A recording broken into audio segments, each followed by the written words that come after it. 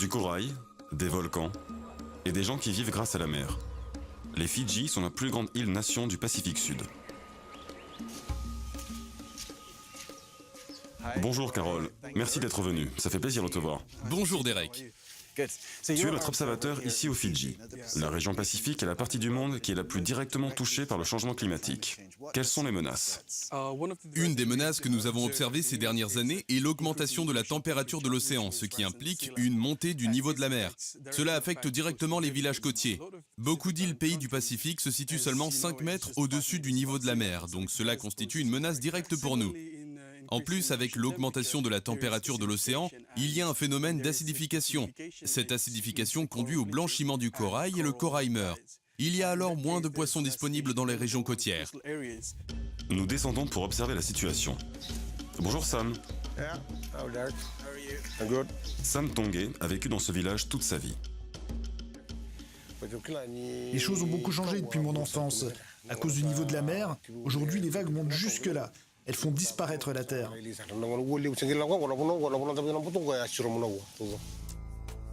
Koroy participe à un programme qui apprend aux jeunes du Pacifique à documenter le changement climatique et ses effets sur les hommes comme Sam. Lorsque nous avons entrepris la construction de ce mur, il était trop tard, car l'eau avait déjà englouti la terre derrière nous. Il apprend à filmer avec son smartphone. Nous sommes actuellement dans le village de Navakavu. Et nous nous promenons avec Sam, le chef du village, qui nous montre l'impact du changement climatique ici. Sam veut nous montrer ce qui arrive aux zones de pêche du village. Le corail est un écosystème qui fournit abri et nourriture aux étoiles de mer et aux poissons pêchés par les villageois. À cause du réchauffement de la mer, les petites créatures qui construisent le corail expulsent l'algue qui donne sa couleur au corail, causant son blanchiment et potentiellement sa mort. Le corail vivant a des pigments marrons sur la tige, et sur les extrémités, les polypes du corail sont blanches. Le corail mort est complètement marron de la tige aux extrémités. Lorsque cette branche se casse, elle devient une autre plante.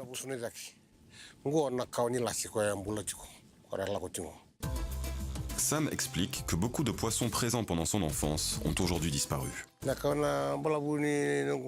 À l'époque, nous comptions sur les connaissances de nos ancêtres, sur le calendrier traditionnel. Mais désormais, la météo est devenue folle. Des fois, il pleut au cœur de l'été. De mon point de vue, le changement climatique est provoqué par les êtres humains qui se prennent pour Dieu. Ils essaient d'être aussi intelligents que Dieu. Est-ce que vous savez quoi que ce soit sur les pays responsables du changement climatique? Les gens parlent du changement climatique, mais je ne sais même pas ce que ce changement climatique signifie.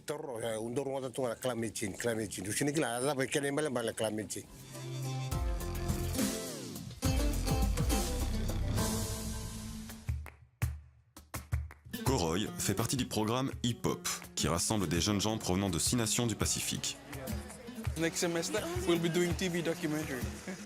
Telstar vient du Vanuatu, à 1200 km à l'ouest des Fidji. Elle a rejoint le programme pour des raisons personnelles. Nous vivons sur une des plus petites îles du Vanuatu, dans le nord. La mer nous fournit la plupart de notre alimentation.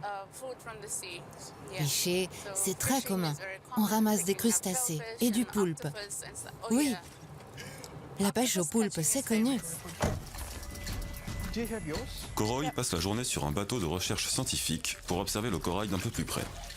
Un hip-hopper a toujours son téléphone dans la main. Ouais, sauf que si jamais il prend l'eau, c'est terminé. Tu as raison, tu as raison.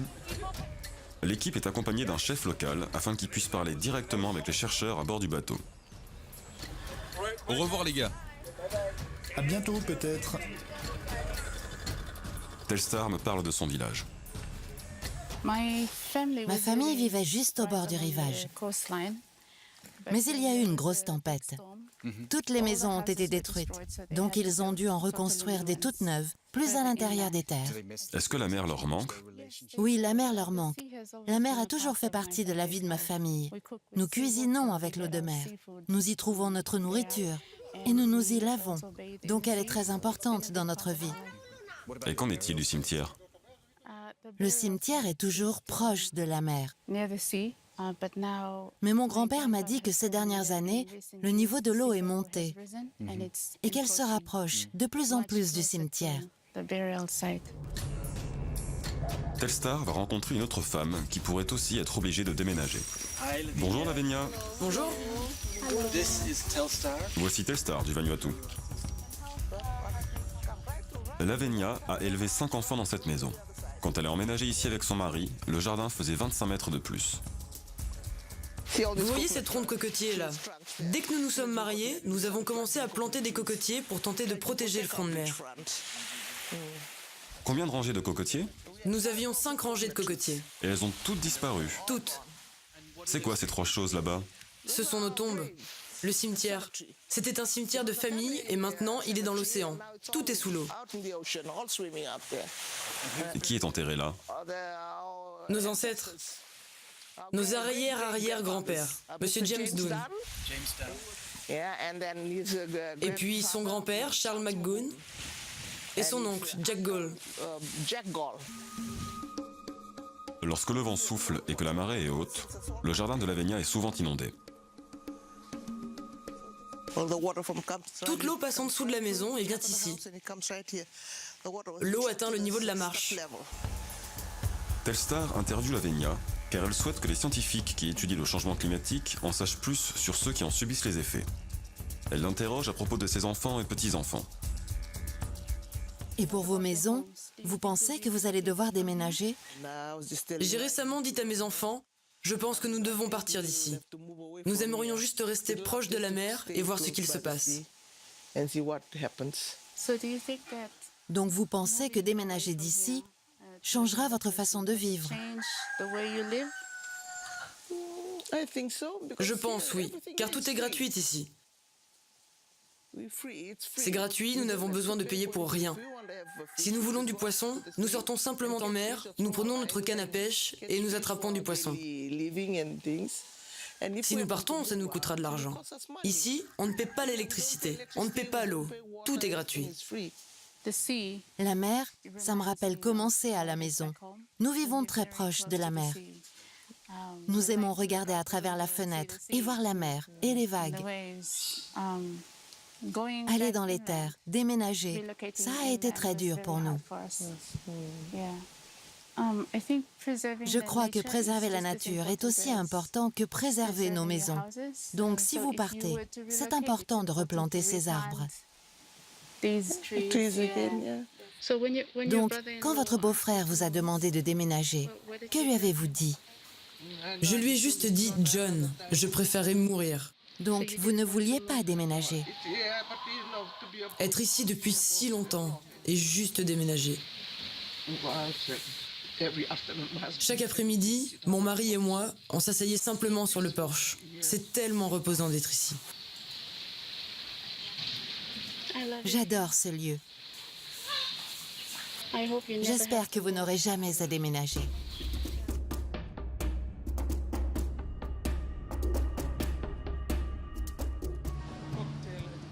Koroy a été associé à Nilam pour la formation. Aujourd'hui, il visite un bidonville construit à côté d'un conduit d'égout. Ils interviewent le pasteur local, puis direction la base pour le montage. Nilam vient de Nouvelle-Zélande. Pourquoi t'es si populaire? Je ne suis pas populaire. Koroy est trop populaire pour nous. Je dois travailler sur cette vidéo seule. Les Hip-Hoppers sont basés à l'Université du Pacifique Sud pour la semaine. Ils apprennent à faire du montage vidéo avec ce qu'ils ont filmé. Le but du projet est d'apprendre aux jeunes les compétences dont ils ont besoin pour documenter le changement climatique et ses effets sur leur communauté, dans l'espoir que le ressenti humain puisse donner une dimension supplémentaire au travail des chercheurs. Le docteur Antoine Niert est biologiste marin et spécialiste des herbes marines. Koroy lui parle de sa visite sur le bateau de recherche. Nous avons été sur le bateau Tara lundi et voici ce que nous avons filmé. Ils vont dans le récif environ toutes les 2 heures pour collecter des échantillons du corail. Ensuite, nous sommes allés au village de Navakavu avec Sam, un des habitants. Il nous a montré cette partie du village qui a été touchée par les vagues. Quels sont les principaux problèmes dont ils se sont plaints? Il m'a dit qu'il n'avait aucune connaissance sur ce qu'est le changement climatique et sur ses causes. Mais ils en connaissent les conséquences.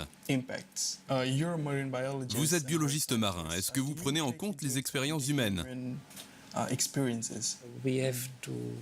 Nous devons organiser des ateliers simples pour leur expliquer des réalités scientifiques de façon très basique. Qu'en est-il des informations transmises des villageois, de la population aux chercheurs? Existe-t-il un dispositif pour cela? Oui, bien sûr, c'est un processus bidirectionnel. Dans le passé, les scientifiques ne considéraient pas les êtres humains comme une partie de l'écosystème. Mais maintenant, nous essayons de faire comprendre que nous faisons partie de l'écosystème.